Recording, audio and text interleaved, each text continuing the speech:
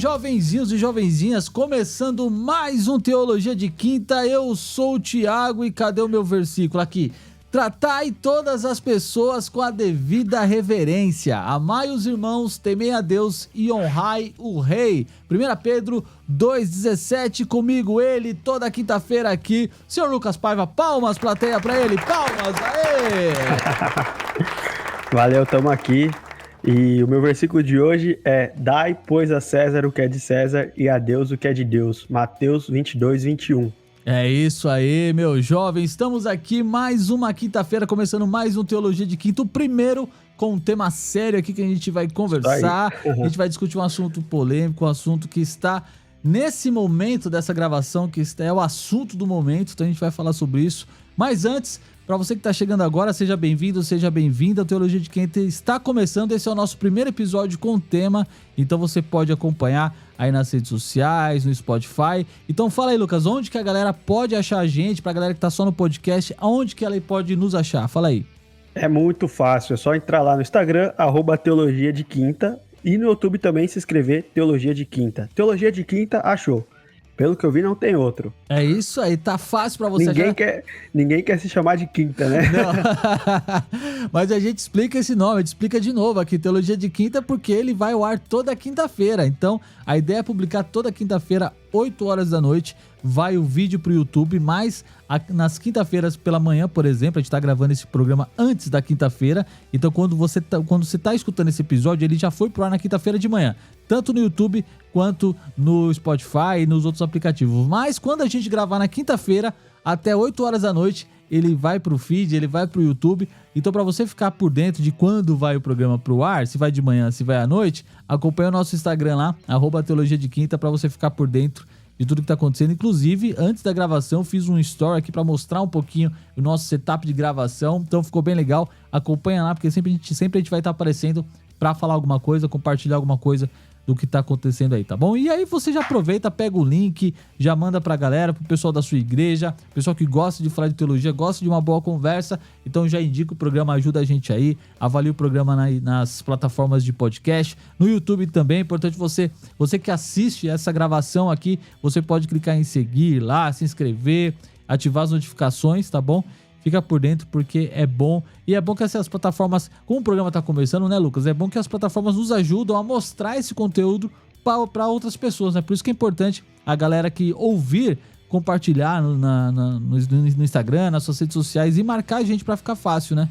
Pois é. Comentar também, né? Então, lá no YouTube, quem tá no YouTube pode comentar seu candidato preferido também. É e fazer campanha, isso. Não tem problema. É sobre isso, senhoras e senhores. Recados dados. Vamos falar sobre o tema. Por falar você falou em candidato, cara, a gente vai falar sobre o tema é o cristão e a política. E por falar em política, como é que foi as eleições aí, domingão, em Santo André, meu jovem? Foi tranquilo? Como é que foi? Olha, graças a Deus foi em primeiro turno, viu? Porque eu já não aguentava mais ver tanto wind banner na rua, velho. Wind banner pra todo lado. Papel wind no chão. Papel no chão. Em especial, o cara que mais colocou wind banner aqui na cidade, ele conseguiu perder meu voto. Putz. Ele tinha meu voto, cara. Ele perdeu porque ele mandou uma equipe panfletar na porta da minha igreja, velho. Aí eu fico louco. Aí não dá. Isso eu acho uma palhaçada. Na verdade, isso já foi proibido. A tal da boca de urna foi proibida. A gente continua vendo isso na nossa cidade. Então, senhores candidatos, por favor, não sujem a nossa cidade. Aqui por São Paulo teremos segundo turno. O primeiro turno foi muito conturbado. A gente vai comentar isso, vai acabar comentando um pouco sobre isso, sobre o que aconteceu, né, aqui nas nossas cidades. Mas é isso, o tema é cristão e a política. Vamos falar sobre esse tema. E antes de começar, é importante a gente dizer, né, Lucas, que o Estado em si, aqui na República, né, do Brasil, nós somos um Estado laico. E o que é o Estado laico, Lucas? Explica pra galera o que é ser um Estado laico. O Estado laico, ele não tem uma religião oficial, né? Ele não pode impor religião a ninguém. Porém, não quer dizer que ele é um Estado ateu. Exato. Ele tem indivíduos que professam determinadas religiões, e esses indivíduos, eles influenciam na sociedade, na política, em determinadas áreas. Então, ele não tem uma religião oficial, mas ele também não pode proibir nenhuma religião, né? Então, isso diz respeito sobre liberdade religiosa também, né? Então, todo mundo tem o seu direito de exercer e professar sua fé. Exatamente, isso é importante dizer, porque muitas vezes, por você ter um líder, né, de um país, um presidente, né, um governador, um prefeito, que se identifica com uma determinada religião, não quer dizer que aquele ambiente de governo, né,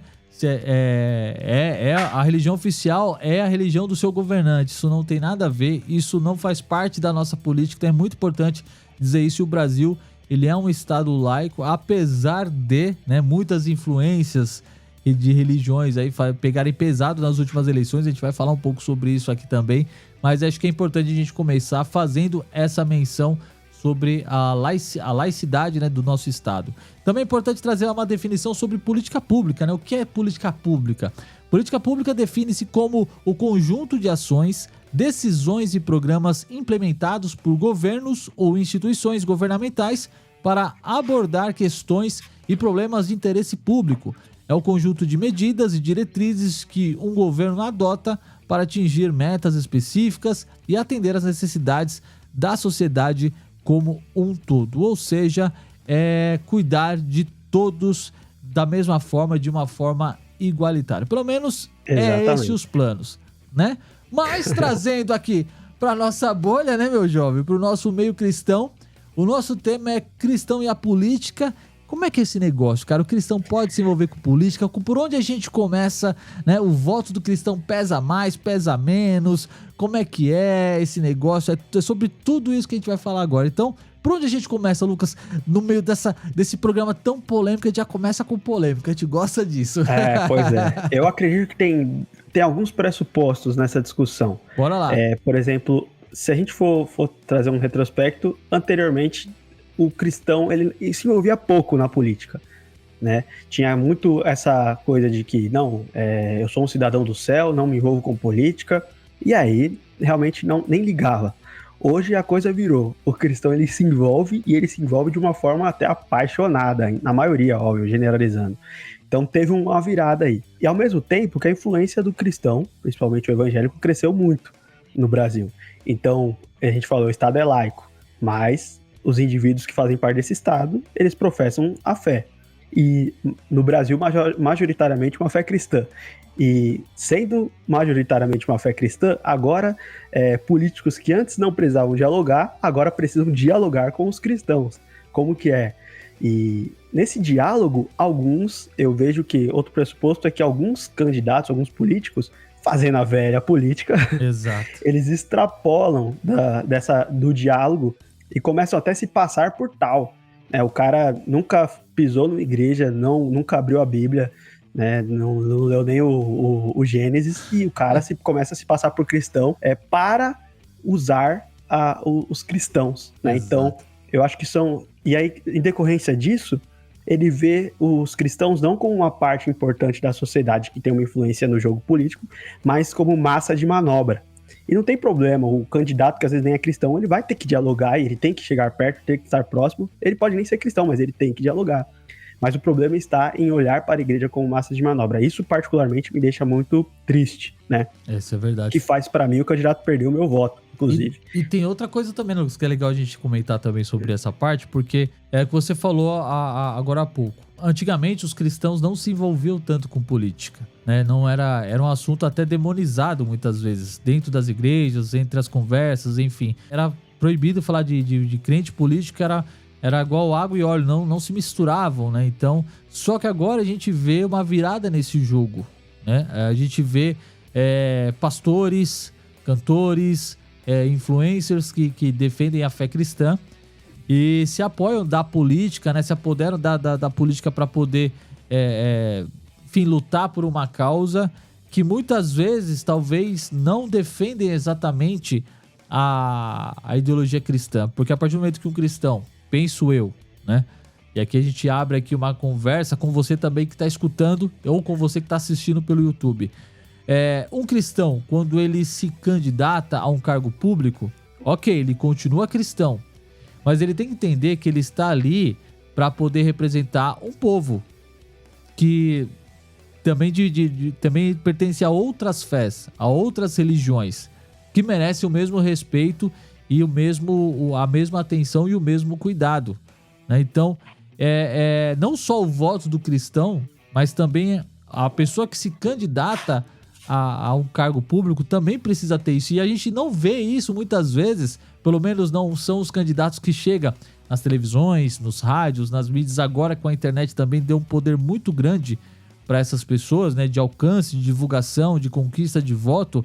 A postura dessas pessoas também com o Estado laico, né? Eu acho que muitas vezes essa galera também perde a mão, acaba de uma certa forma por você ser cristão. E aqui a gente vai falar do nosso nicho, da nossa bolha, é óbvio, e não passando a mão na cabeça também, mas de uma forma errada, né? Impondo muitas vezes a sua fé, citando versículos, dizendo que a vitória é do povo de Deus e não é por aí, né?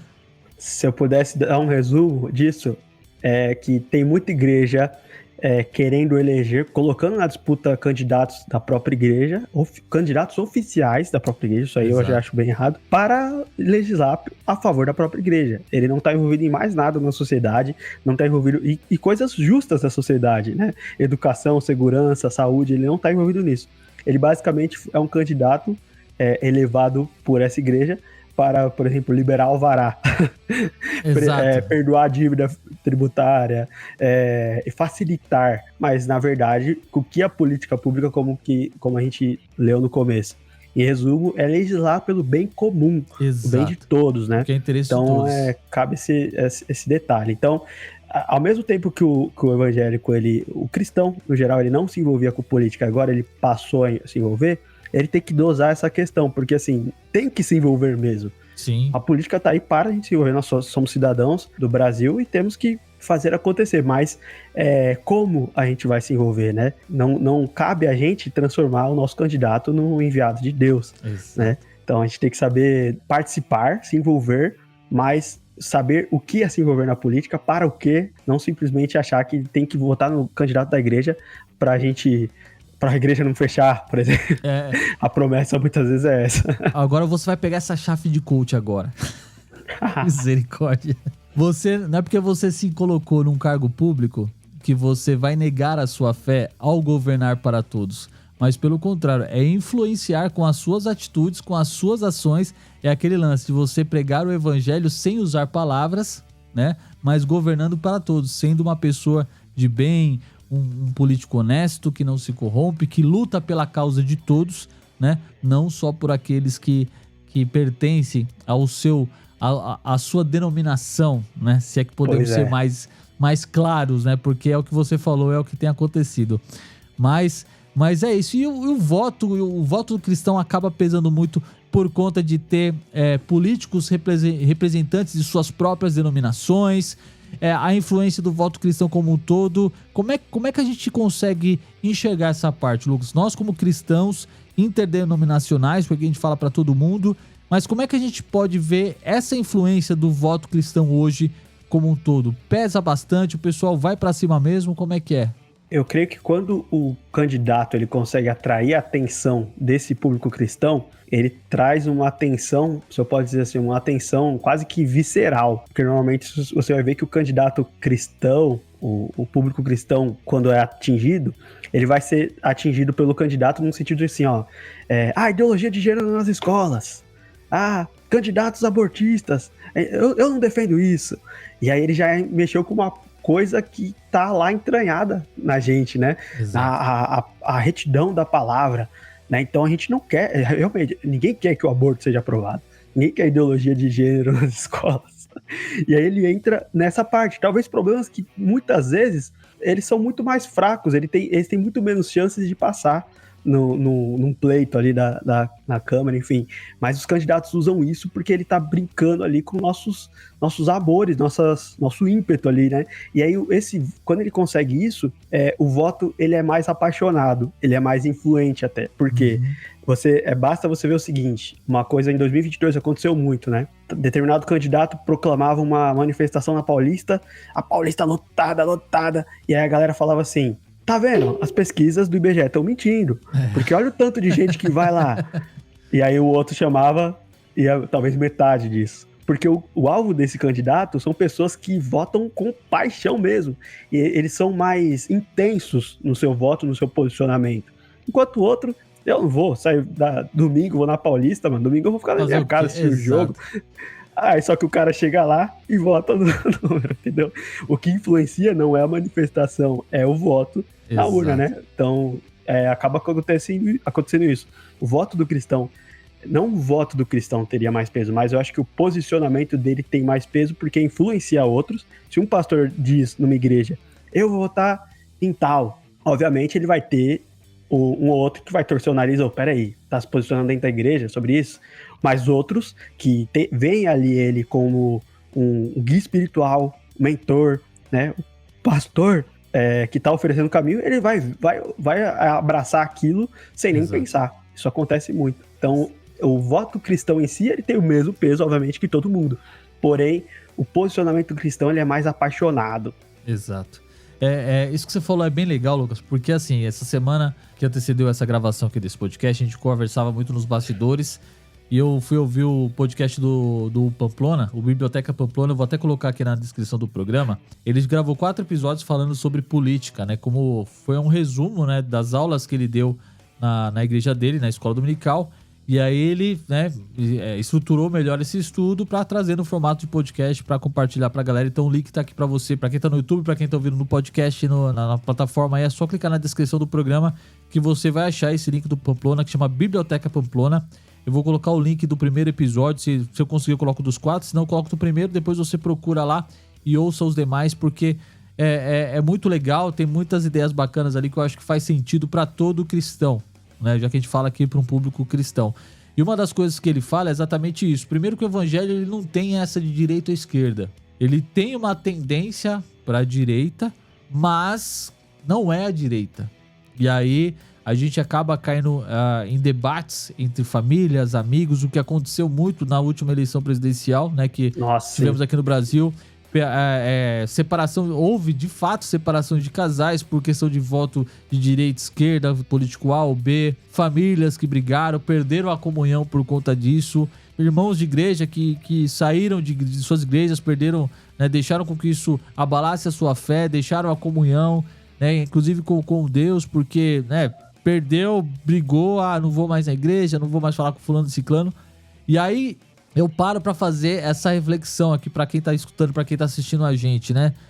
Isso realmente faz parte do evangelho, né? Essa briga toda faz parte do evangelho. Aí, o que Jesus faria, né? Que foi o que a gente conversou no último episódio. O que Jesus faria no nosso lugar? Será que ele entraria nessa briga? Como que ele agiria, né? Como é que ele responderia a essas pessoas? Acho que cabe a gente comentar um pouco sobre isso, porque a influência do voto cristão também passa por essa questão, né? Como é que eu, como cristão, defendo as pessoas que eu acredito ser o melhor candidato para determinado cargo público, né? E como é que eu defendo isso com meus parentes que não são cristãos? Como é que eu me posiciono de uma forma inteligente, de uma forma sadia, respeitável, e que o meu exemplo fale mais do que as minhas palavras do evangeliquez? Né, Lucão? Como é que a gente consegue fazer isso de uma forma diferente, né? Olha que interessante. É só você ver a característica dos 12 discípulos de Jesus. A gente vai ver ali Pedro, a gente vai ter Mateus, vai ter Judas. Então a gente vai encontrando ali discípulos por mais que todos eles eram judeus, a gente vai ver todos eles de âmbitos sociais totalmente diferentes ali, e até políticos, né? Sim. Mateus, cobrador de imposto. O The Chosen faz um paralelo nisso bem feito, né? Coloca Mateus, e Mateus cobrava imposto de Pedro, né? Obviamente não dá pra falar que isso acontecia, mas a gente vê esse paralelo de pessoas diferentes que agora eles vão andar sobre um só caminho. E eles vão continuar discordando no que não é essencial, mas no que é essencial, eles vão ter que concordar. Cristo é o Filho de Deus, né? Agora eu até esqueci o nome, deixa eu pesquisar aqui. Enquanto o Lucas pesquisa ali, acho que é legal a gente comentar sobre isso que você falou sobre a junção dos 12. É o que você falou, cada um tinha uma personalidade diferente. E como Jesus administrava toda essa reunião? É óbvio que o The Chosen nos deu uma imagem fictícia, né, de um relacionamento talvez mais próximo do que nós entendemos hoje como relacionamento e tal. Um Jesus mais humano, talvez, né, do que a literatura nos apresenta. O vídeo, a imagem, ela tem esse poder de trazer uma linguagem com um gesto, com um olhar, que muitas vezes a palavra que está escrita na Bíblia ou uma narrativa na voz do Cid Moreira, que nos deixou também essa semana, talvez não dê uma interpretação tão próxima, tão íntima, quanto o vídeo ele nos dá. O próprio The Chosen trouxe essa coisa de um Jesus diferente, um Jesus mais humano, um Jesus mais parça, mais mano, talvez, mais amigo, mais próximo realmente dos pecadores, que foi a missão, né? Mostrar o evangelho na essência dele, né? Galera, era pra vocês fazerem assim, não do jeito que vocês estão fazendo, né? Então... Eu achei aqui, o Simão Zelote, né? Deu um branco aqui, gente. Simão Zelote, que era uma ala do judaísmo ali. Exato. Quase que revolucionária. É verdade, né? Aquele cara que lutava os Jiraiya lá, que fazia uns... O The Chosen coloca ele como... o ninja do... o ninja. Como que chama aquela arte marcial israelense? Ai, cara, eu não sei, mano. Mas pra mim era ninja, velho. Era um ninja. O cara é o Kung Fu judeu ali, mano. Então a gente vê essas diferenças aí, até nos discípulos de Jesus. Como que você coloca um publicano e um zelote no mesmo lugar? O publicano que cobra imposto para entregar para Roma, o zelote que quer a liberdade de Israel, de Roma. E aí os dois estão sentados na mesma mesa, compartilhando o pão e o vinho, né? Então, você consegue ver que Jesus fez o impossível. Além de ter... ele nos ensinou uma grande lição já nesse princípio aí. Lidar com pessoas diferentes. Você não tem que lidar com pessoas que são iguais a você, que compartilham das mesmas ideias. O segredo da união, da comunhão, é você lidar com pessoas absolutamente diferentes e muitas vezes, trazendo o caso de Pedro e de Mateus, que você não gosta. É embaçado, né? E aí que pega, né, a questão de comunhão. É unidade, não uniformidade. Ninguém é igual a todo mundo. Exato. Mas a gente precisa ter unidade em Cristo, que é aquilo que nos une, né? Um exemplo pequeno disso foi uma vez que eu tava evangelizando e aí uma senhorinha me perguntou assim, você me convida para ir pra sua igreja, mas se eu te convidar para ir lá na paróquia, você não vai. Aí eu falei assim, não, vou. Me convida, ué. Me convida. aí eu deixei ela sem palavras. Mas, pra defesa dessa senhorinha, eu realmente não sei se eu iria. Cara, assim, pra gente não perder o fio, eu já fui, cara. Quando eu fazia rap, umas 2 ou 3 vezes, a gente foi convidado pra cantar numa quermesse. E eu fui, cara. Mas padre, a gente pode cantar a nossa música? Não, filho, vocês podem cantar, o pessoal vai gostar e tal. Beleza, rap na comunidade, filho, vambora. Já era, legal. A gente foi, a gente não precisa participar de tudo, né, mas... Enfim, né? É o nosso testemunho ali, né? Então só... Talvez eu iria, que eu sou meio doidão. Então é entender essa questão, né? De que o que nos une, muitas vezes, quer dizer, muitas vezes não, com certeza, é mais importante do que o que nos separa, é maior do que nos separa, né? Então essa questão da política, a gente diminuiu o valor de Cristo em nós. A gente colocou a política partidária acima da comunhão cristã, da unidade cristã. Em 2022 aconteceu isso muito. Pessoas que deixaram de se falar, pessoas que mudaram de igreja, né? Houve muita questão assim... Nossa, eu lembro de uma vez que postaram um vídeo assim... se você não vota em tal candidato, ainda que você votasse nulo ou não votasse, se você não vota em tal candidato, você é anátema. O que é anátema? Amaldiçoado, expulso da comunhão, sem chance de volta. Paulo usa essa palavra para dizer assim... se alguém vier até você com outro evangelho, mesmo que seja um anjo, considere ele anátema. E aí você chamar seu irmão de anátema, alguém que confessa Cristo, que tem testemunho de vida, toma a ceia com você, é batizado, vai pra igreja, e você chama ele de anátema porque ele pensa diferente. E às vezes esse pensamento diferente, essa que é a coisa, né? A gente coloca extremos muito grandes. Por exemplo, chama o outro de comunista. O que é um cara comunista? E o que é um cara de esquerda, digamos assim? A gente pode diferenciar. Existem campos diferentes. Às vezes um cara que é esquerdista, ele só é um cara que pensa em... ele acredita num cenário tributário de redistribuição de renda. Ou então tributação de grandes fortunas. Eu não acredito nisso. Eu deixo claro que eu sou liberal. Sou contabilista, eu gosto muito de economia, estudo Milton Friedman, escola austríaca. Gosto de números.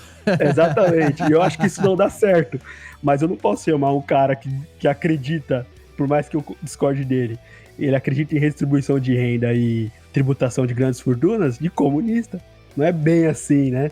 Às vezes é uma pauta que o cara defende ali, é muito diferente. O comunista, ele é um militante, que realmente a essência do comunismo, ela é contra a fé cristã. Mas a gente tá chamando de comunista muitas vezes quem não é. É a famosa fala do papagaio, né? Ele ouviu alguém falar e tá dentro daquilo que, entre aspas, de um número de pessoas que é referência pra ele, que ele acredita, ele acaba replicando. Infelizmente, isso acaba acontecendo dentro das nossas igrejas, né? Como Igreja de Cristo falando, né? Não como Ministério A ou B, mas no geral, acaba acontecendo. Isso é muito ruim. E aí me faz pensar como é que o cristão ele deve lidar com essa questão do poder, de influência, com esse poder quando o cara ele é eleito, ele é um cristão, é reconhecido, tá lá o pastor falando de tal, o bispo falando de tal, o apóstolo falando de tal, cantor falando de tal, foi eleito vereador, foi eleito prefeito, governador, presidente de alguma coisa. Como é que o cristão deve lidar com esse poder, cara? Ele deve continuar influenciando a sua fé para as pessoas. Ele não deve, ele deve se anular totalmente, não, porque agora eu sou político, aqui eu sou um político, eu não sou um pastor, eu sou um cantor aqui e tal. Como é que o cristão lida e administra esse poder, cara? Como é que você vê essa situação? Um cristão que foi eleito, ele foi eleito de novo, né? Digamos assim. Ó, já deixei a polêmica. Eleição, predestinação, brincadeira.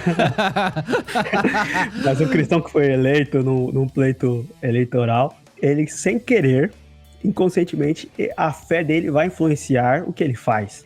Porque a fé dele é o óculos pelo qual ele vê todo mundo, né? Até aí então, não é um problema, né? Não é um problema. Ele foi eleito para aquilo e elegeram ele esperando algo dele nesse sentido. Porém, ele não deve visar servir somente a igreja. Ele vai começar a pautar somente leis que, isenção de conta de água e luz para a igreja. Igreja paga água e luz, tá, gente? Só falando. É só um exemplo. A isenção da igreja é do IPTU, tá?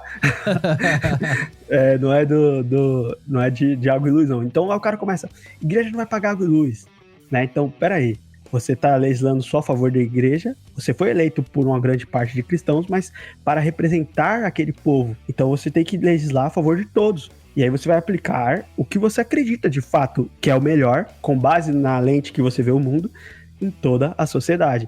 Então, como que você vai ver a educação? Você não vai colocar que tem que ler a Bíblia na escola. Nossa, às vezes a gente vê uma coisa que assim, né? Aqueles grupos de Facebook. Bíblia na escola, você apoia essa lei? Nossa, lei.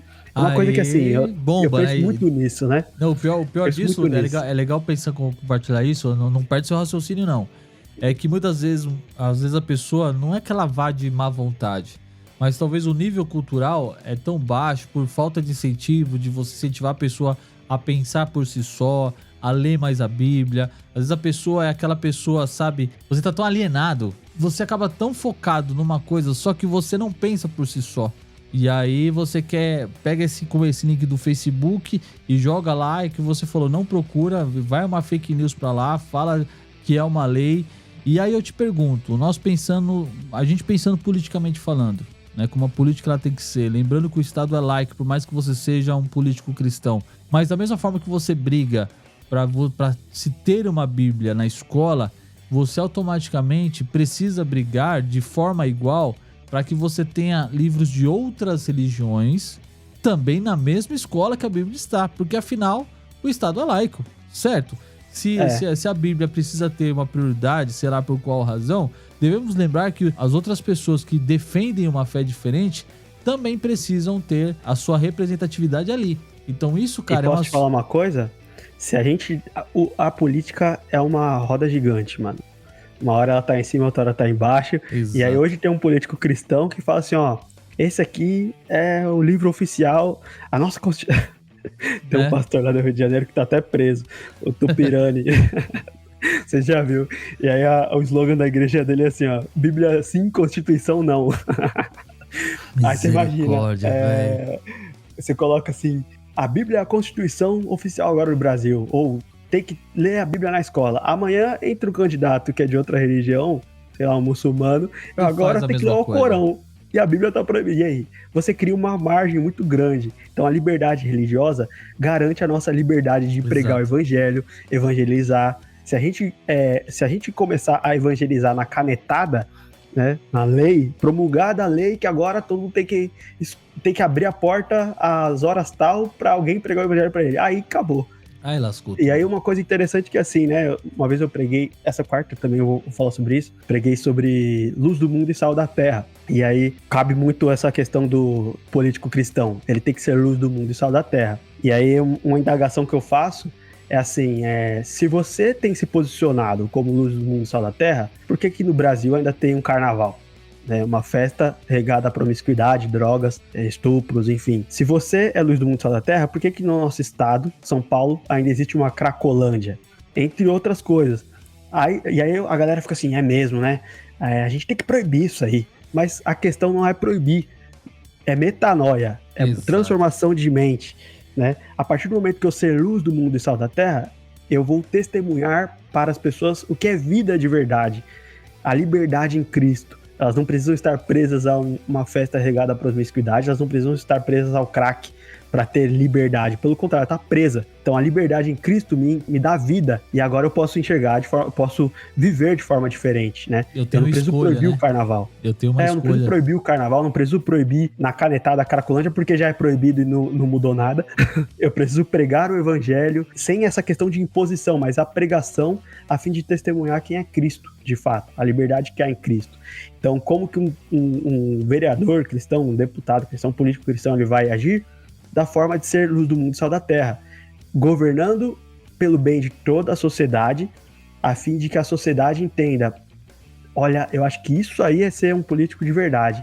Não ser um político cristão de verdade, mas um político de verdade. Exato. Ser referência para toda a sociedade. Até porque também você sendo um político de verdade, um político honesto, um político íntegro, que governa para todos, diretamente ou indiretamente, você está representando a Cristo. E você está sendo Cristo ali naquele lugar. Porque não adianta nada você chegar lá de terno, gravata, cabelinho com gel bonitinho, lá com aquela cara de crente, desodorante de crente, fala de crente, e o teu exemplo, o teu testemunho ser pior do que, enfim, muita gente. E é nessa que tá o perigo, né? Porque tendo em vista essa influência do cristão na sociedade, no pleito eleitoral, é um número gigantesco. O político ele vê isso aí como um mercado a ser explorado. Exato. E aí ele vai passar a adotar esses trejeitos para gerar identificação.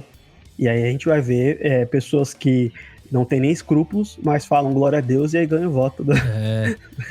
Hoje em dia esses jargões que né, o glória a Deus, Deus é mais, muita música secular você vê e parece que meio que banalizou, né? Mas isso em partes é culpa nossa como cristãos, que dos anos 80 talvez pra cá, com a chegada com o fortalecimento do neopentecostalismo, tal, um monte de coisa, foi se vendo uma tal liberdade que na verdade não existe, né? Nós não sabemos viver muitas vezes em liberdade, e aí que tá o grande problema. Quando você tá no poder, quando você tá num órgão público, quando você tá lá fazendo essa gestão pública, você tem uma liberdade, você tem poder, e aí você começa a descobrir ganâncias. Ah, mas o cara lá não era crente, então não é bem por aí, né? Não é porque o cara é um cristão que ele não vai ser passivo de erros. É óbvio que ele vai errar. Todos nós erramos. Ninguém aqui é o perfeito. Eu tenho meus pecados, o Lucas tem os dele, todo mundo tem. Você que tá escutando, você que tá assistindo tem os seus pecados.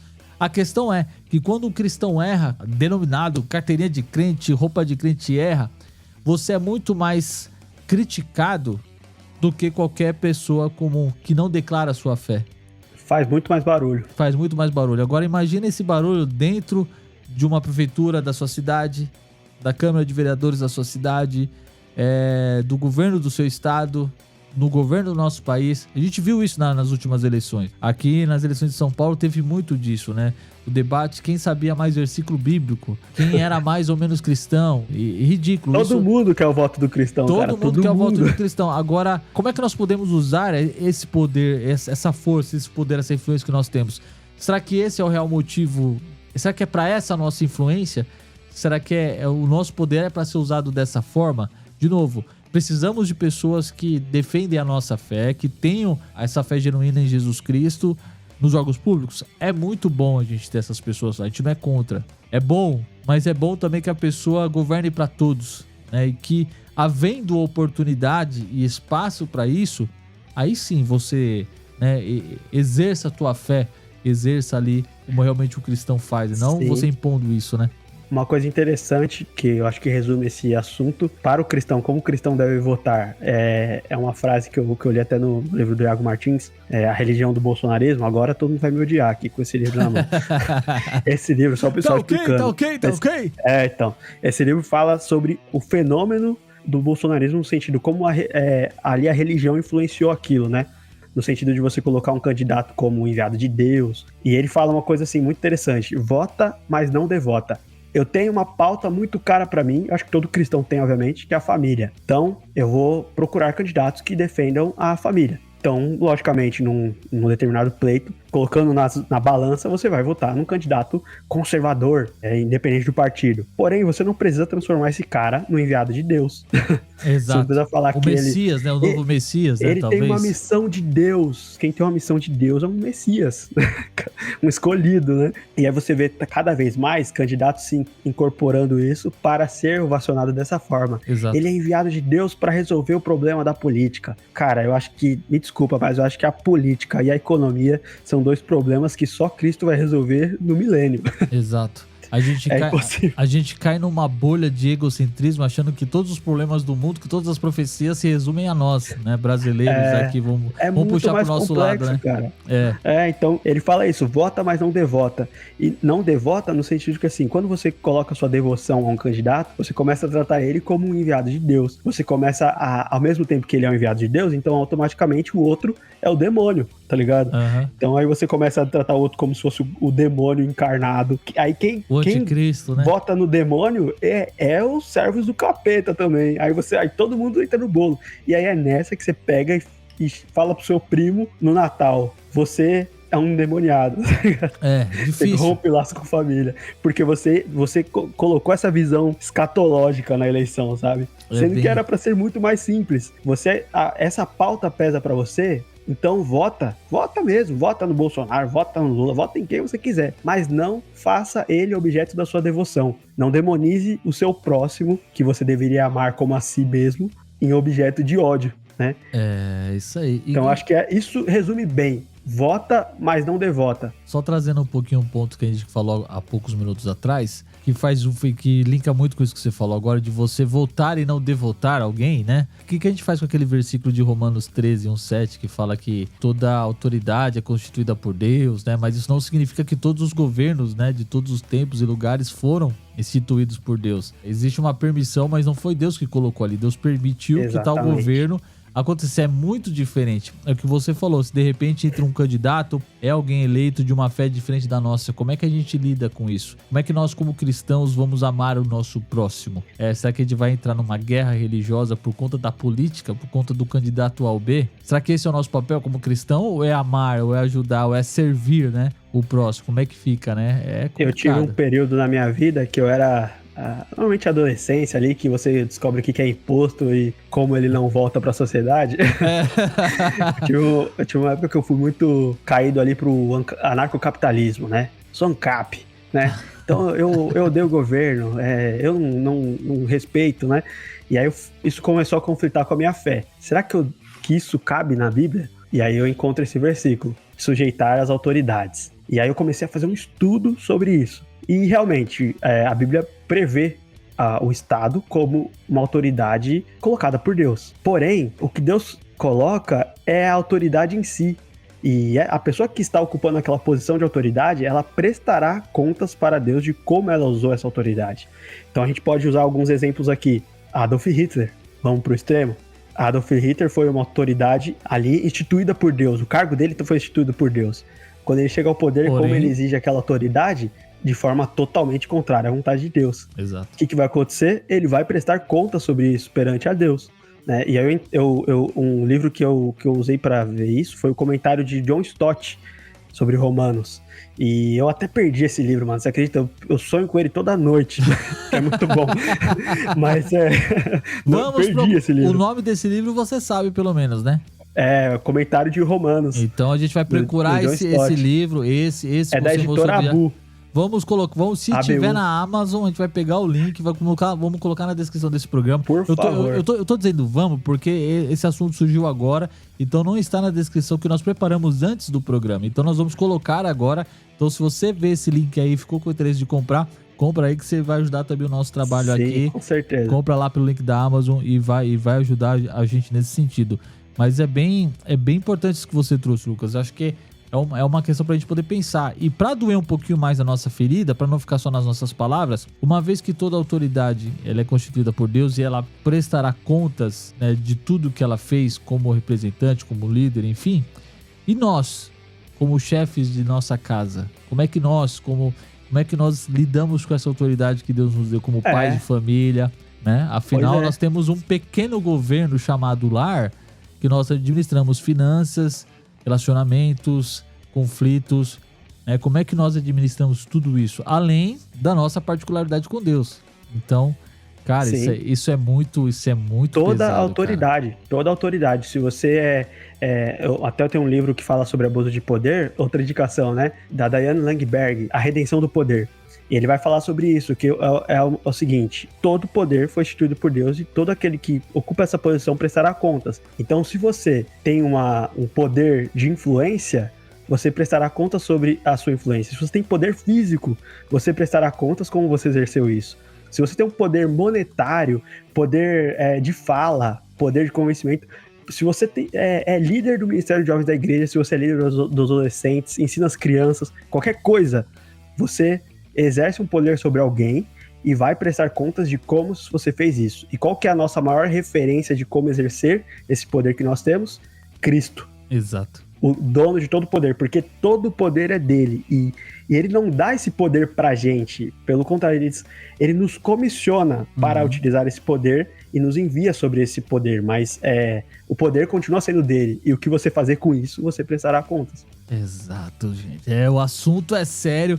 O assunto é polêmico, a gente fica horas aqui falando sobre esse assunto, mas é um assunto que a gente sempre deve trazer na pauta. Se você tá gostando desse episódio, tá curtindo, dá pra você deixar uns comentários no Spotify ou em outros aplicativos. Se no aplicativo que você tá escutando esse podcast e você não conseguir deixar um comentário, vai lá no nosso Instagram, @Teologia de Quinta, procura o post desse episódio ou manda lá no direct que a gente vai estar lendo, a gente vai estar trazendo o seu posicionamento aqui pro programa também. A sua participação é fundamental para que esse programa fique mais rico, fique importante, que não é só um monólogo meio do Lucas, uma conversa entre a gente aqui. Se fosse, a gente não gravava esse episódio, a gente ficava entre a gente, estava tudo certo, mas nós queremos também, de alguma forma, abençoar a vida de vocês com a nossa conversa aqui e, claro, ouvir e saber a sua opinião. Então comenta, compartilha, vai lá no nosso Instagram, deixa um comentário. Você que está assistindo essa versão em vídeo, deixa um comentário também no YouTube. É de fato muito importante, a gente quer saber o que vocês pensam também a respeito sobre isso. Então é isso. Meu jovem, eu sei que nós temos aí um post que você viu, que você compartilhou, e eu vou deixar o link desse post na descrição aqui do nosso programa. Então depois você confere aqui, que é um post que o Gutierrez fez. A gente tem que comentar esse post antes de encerrar o nosso programa. Esse post é muito interessante. As 10 diretrizes do voto cristão. Para você ver que ele diz, né, em outubro de 84, a revista Pentecostal Evangel, órgão oficial das Assembleias de Deus dos Estados Unidos, publicou 10 diretrizes sobre como o cristão deve se comportar nas eleições. É impressionante como essas lições preciosas e bíblicas hoje parecem até soar polêmicas, principalmente no contexto de Brasil, né, falando. Exato. E como a gente falou até, né, no último episódio, nós dois somos batistas. Exato. E o batista tem toda aquela questão de liberdade de consciência, separação de igreja e Estado. Ficaria fácil pra gente falar. Sim. Mas a gente quer expandir essa questão interdenominacional, né, obviamente. Então, esse é um texto de uma revista que é um órgão oficial das Assembleias de Deus e que pauta muito bem o assunto, né? E lá em 84, não foi ontem. Ou seja, não foi agora, né? Não foi na última eleição, né? E essas 10 diretrizes, né, para eleitores cristãos, né, segundo esse post que o Gutierrez fez, depois segue ele lá, é @Gutierrez Fernandes. A gente vai deixar o link dele aqui na descrição do programa também, para você poder acompanhar esse post, né, e também seguir ele lá nas redes sociais. O primeiro é: não confunda patriotismo, orgulho nacional e cultura ocidental com a fé e a prática cristã. O segundo é: não confunda atividade política secular com o propósito da igreja, nem campanha política com testemunho e pregação. 3. Não faça acusações caluniosas ou falsas contra seus oponentes. Olha aí, ó. Vimos um caso em São Paulo recentemente. Diga-se de passagem. Mas mantenha sua integridade. Não considere um irmão ou irmã de fé como adversário por ter uma visão política diferente. O que a gente pode falar desses 3 primeiros, Lucas? Nossa, a idolatria do patriotismo. É uma coisa boa, patriotismo é uma coisa boa. Eu sou um patriota, eu quero ver meu país bem. Sim. Eu amo meu país. Okay. Brasil pentacampeão. Nossa, a primeira coisa que eu penso, Brasil pentacampeão. E o Brasil no futebol de salão, fomos ex-campeões, ganhamos da Argentina. Aí, ó. Então a gente, em cima da Argentina ainda. Então a gente é patriota pra caramba, né? Isso é um fato. Sim. Porém, a gente não pode idolatrar o patriotismo. Exato. Colocar a pátria acima de pessoas, acima de Deus. Então, é um cuidado que a gente tem que ter de não confundir a fé com o patriotismo, o orgulho nacional da nossa cultura, né? Eu amo minha cultura, mas Deus está acima dela. Exato. Né? Não confunda a atividade política secular com o propósito da igreja. É aqui que se misturam as coisas. Quando se coloca essa posição escatológica na política, você fala que, não, a gente tem que se posicionar de púlpito. E aí é que a gente entrega o microfone para político que amanhã está envolvido com corrupção, desvio de dinheiro. E aí que a gente entrega a igreja, né? Essa igreja que é sua. Deixa o Estado comandar, né?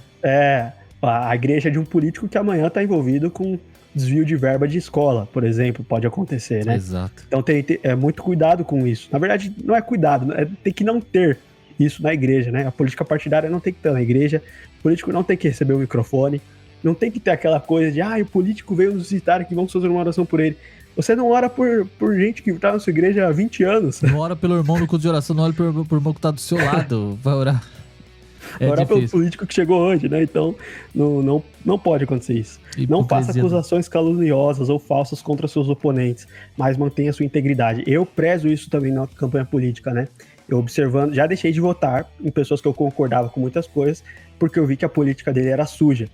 A campanha política dele era suja, de mentiras, de calúnias, de usar momentos de fragilidade, vulnerabilidade de outro candidato que eu nem concordo para alavancar seu engajamento. E aí a gente viu aí uma questão aí que a perícia da Polícia Federal colocou um laudo falso de que alguém usava cocaína e estava tendo pensamentos homicidas. Isso é uma coisa muito séria para um candidato que se diz cristão falar. Muito sério. Muito séria, você não faz isso. Mas eu só recebi e publiquei. Opa, peraí. Por notícias que nem essa, mas cara... você é a cara, né, da eleição. Você é o candidato, né? Então, você precisa se policiar melhor na hora de escolher quem está abaixo de você, né? Quem está fazendo gestão da sua campanha, né? E muito menos a questão de você considerar o seu próprio irmão de fé um adversário, né? Que isso também é outra coisa que a gente vê muito nas brigas de denominações, né? E, infelizmente. Sim. Na minha igreja, tem um irmão que foi candidato, né? Ele não ganhou, mas ele foi candidato. Não teve essa coisa de, vem aqui falar, vamos orar pelo irmão porque ele vai disputar. Não teve. É um irmão muito querido, amado, foi recebido, acolhido pela nossa igreja, e é isso. Tá tudo certo. Com certeza pode ter tido irmãos que votaram nele. Eu, por exemplo, posso revelar isso agora. Eu revelei porque eu concordo com ele, né, nas pautas que ele defendia. Sim. Mas não teve essa devoção, essa aclamação. E aí, quando ele deu o resultado lá no Instagram, eu falei assim, cara, parabéns pela sua campanha limpa, né? Exato. Você não ganhou, mas eu acho que uma campanha limpa de um cristão não ficou falando, Deus, não. Ele falou de coisas políticas, de economia, saúde, segurança, perdeu, mas glorificou a Deus. Foi limpo, né? Eu vou dizer a verdade, eu não votei nele porque eu voto em São Paulo, senão... então essas coisas acontecem, né? Vai acontecer de ter um candidato na sua igreja e você, como que trata ele também? Não precisa transformar o cara num santo, né? Exato, né? Porque ninguém é só você tratá-lo como um irmão normal. Exato. Ele vai gostar disso, inclusive, né? Exato. E outra, né? E se ele errar também é passivo de erro, como você também é. Que às vezes todo mundo erra, menos a gente, né? Ou então, vota, mas não devota. Exato. Acho que essa frase resume bem o episódio. Vamos lá, o item 4. Em todo momento, esforça-se para verificar as informações antes de aceitá-las como verdadeiras ou repeti-las a outros. Ou seja, em 1984, nós já falávamos sobre fake news. Infelizmente, isso continua acontecendo até hoje. Então, gente, não compartilhe informações se você não sabe de onde vem a procedência. Não compre uma briga que não é sua. A melhor opção para você conhecer o seu candidato nessas eleições é faça o básico, que eu duvido que alguém faça. Às vezes eu me dou o trabalho. Esse ano não fiz. Que é ler a proposta dos candidatos. Leia. Fica no site dos caras. Leia. Isso vai facilitar muito a sua vida. Perca ali alguns minutos lendo as folhas e folhas, né, Lucas? Porque, cara, não tem muito o que fazer, né? Por mais que muitas delas possam ser mentiras, mas leia. É o que a gente tem, né? É o documento que a gente tem pra brigar com eles depois. Então, exatamente, de colocar ele na parede. É isso aí. Item 5. Esforça-se sempre para conhecer e entender as posições dos candidatos e avaliá-los com base nisso, em sua capacidade de desempenhar os deveres do cargo em sua integridade. Item 6. Esforça-se sempre para conhecer e entender os temas em debate. Não se isente dessa responsabilidade dizendo: Deus me mostrará em quem votar. Não. Deus não vai trazer esse revelamento não, varão de guerra. Item 7. Compare sempre as posições de um candidato com as escrituras, mas apenas quando as escrituras abordam o tema. Não force as escrituras a tratar de questões que o autor das escrituras não pretendia abordar. Ou seja, colocar o evangelho ali, posições evangélicas onde não tem, onde não cabe, onde não é o momento, né, meu jovem? Isso é importante demais. Pois é. E a gente vê isso direto. Oh, Jesus, ajuda nós, Jesus, ajuda nós. 8. Não vote nem trabalhe por um candidato apenas porque ele ou ela professa a fé cristã. Pô, Lucão, quer dizer que eu não posso trabalhar na boca de urna por irmãozinho da igreja? Poder até pode, né? Mas só a questão é apenas porque ele é... eu sou cristão, vamos lá. Eu sou cristão, você deveria me apoiar. Não. Você tá todo errado aí na política, você tá querendo manipular as pessoas, eu vou... Mas você é cristão, irmão, você é cristão, você é crente. Você não vai... Você tá fora da visão. Tá fora da visão. Eu tenho um exemplo disso Eu ouvi muito isso tá fora da visão. Eu tenho um exemplo disso na minha família, cara. Meus pais eram de uma igreja aí que não vale a pena mencionar o nome. Se você me segue no Flash, talvez você saiba. Mas não vou mencionar aqui. E aí, logo no começo da conversão do meu pai, ele... foi perto de uma eleição, e aí ele se converteu, se batizou, foi ordenado ali ao obreiro, na obra de Deus, e aí a primeira função dele, vai lá, toma esse santinho aqui do candidato e distribui aí pra geral. Mas eu não me envolvo com essas coisas, não envolvo com essas coisas de política.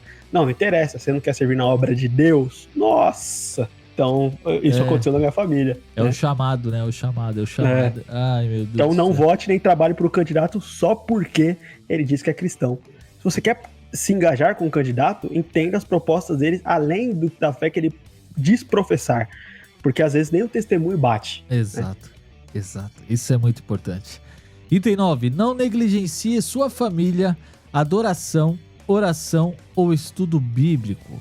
Acho que isso a gente falou o episódio inteiro, né, cara? Vota e não devota. Pois é. E é uma coisa que, assim, se eu puder ver hoje, balancear qual que é a maior chance de mim, Lucas, poder fazer alguma mudança na sociedade, fazer alguma coisa que tem impacto na sociedade, isso está relacionado com o Evangelho, com a Igreja de Cristo. Eu acho que o Evangelho é dinamite, ele tem um poder transformador gigantesco. Então, por que eu vou negligenciar minha família?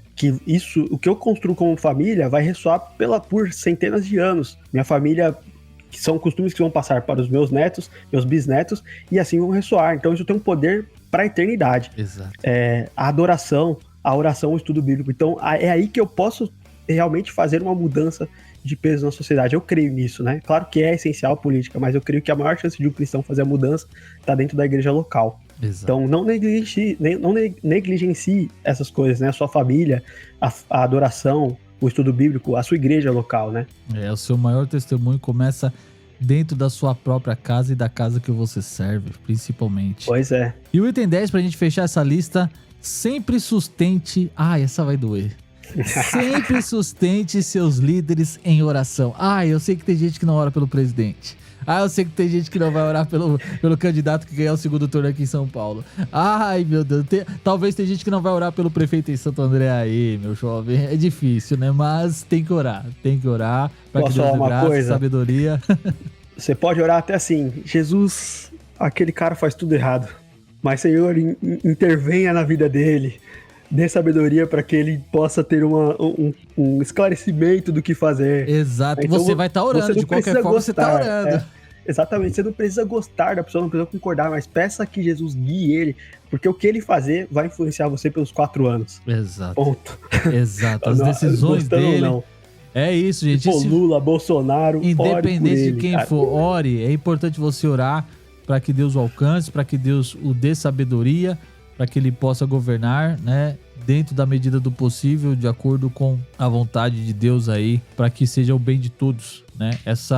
Isso é um pouco sobre o que a gente poderia falar sobre o cristão e a política, como se envolver. Óbvio, a gente não falou de tudo, a gente precisava falar de muito mais coisas, mas isso é bom, porque a gente pode fazer um novo programa mais pra frente, numa outra oportunidade, para falar sobre esse tema. A gente quer saber o que você achou, né, Lucas?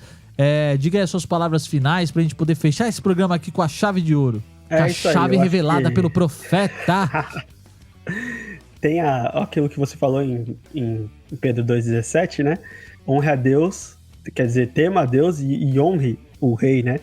Então, a gente não deve temor, em última instância, sempre ao rei, né? A gente deve respeito, obviamente, mas o temor é a Deus. Vota, mas não devota. Exato, e temor não é temer. Eu acho que esse vai resumir todo o podcast. Vota, mas não devota. Essa vai ser a nossa Deus frase. o que é de Deus e a César o que é de César. Eu vou colocar o título assim, ó: o cristão e a política, vota e não devota. Esse vai ser... Vota e não devota. É isso, gente. Eu vou deixar também a última indicação para você que quiser ler sobre esse assunto. Todos esses livros que a gente comentou aqui vai estar na descrição do programa para você poder adquirir o seu também. É o livro do Davi Lago, Brasil Polifônico, os evangélicos e as estruturas de poder. Ele fala muito sobre isso, né? Manifesto pela lucidez no debate político brasileiro, que saiu bem quase nessa mesma época aí que o Iago lançou esse livro. Então, para quem acompanha em vídeo, eu tô mostrando a capa aqui para você, tá certo? Para você que tá ouvindo no podcast, é só clicar no link lá na Amazon e comprar o seu livro, que essa leitura também vai te abençoar demais. É isso, meu jovem. Próxima quinta-feira estamos de volta? Estamos de volta aí. E muito obrigado pela oportunidade aí de estar falando, por quem tá escutando, estar aturando aí a gente. É isso aí. Deus te abençoe. E vamos buscar sempre essa lucidez política, né? Como o cristão deve se portar a fim de glorificar a Deus nas eleições, né? Testemunhar a Cristo, não por imposição, mas de fato por ser luz do mundo e sal da terra. É isso aí, meus jovens. A gente vai ficando por aqui. Teologia de Quinta volta semana que vem, a quinta-feira, seja de manhã, seja 8 horas da noite, não sei. Quinta-feira vai estar lá o podcast para você poder ouvir até o final do dia. Ele vai estar lá para você poder ouvir, compartilhar, enfim, é isso. E assim, nós agradecemos a oportunidade em nome de Jesus. Até quinta-feira que vem. Tchau, tchau. Valeu! Falou. Tchau, tchau.